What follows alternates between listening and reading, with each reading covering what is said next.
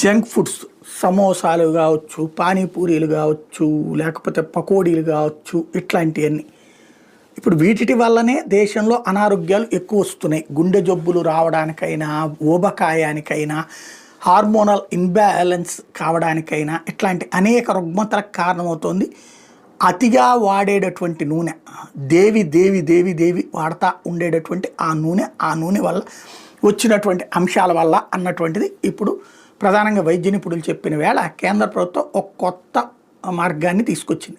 భారతదేశంలో ఉన్నటువంటి అన్ని రాష్ట్రాలు, అన్ని మున్సిపాలిటీలు, అన్ని కార్పొరేషన్లు, అన్ని పంచాయతీల్లో కూడా ఏ ఏ ఆహారంలో ఈ జంక్ ఫుడ్స్లో ఎంతెంత క్యాలరీలు ఉంటుంది అది అంటే ఇప్పుడు ఆహారాన్ని ఈ మధ్య కాలంలో కాస్త చైతన్యం వచ్చి ఎన్ని క్యాలరీలు శరీరానికి అవసరమో అంతే తీసుకునేటటువంటి ఒక కొత్త కార్యక్రమాన్ని పెట్టారు.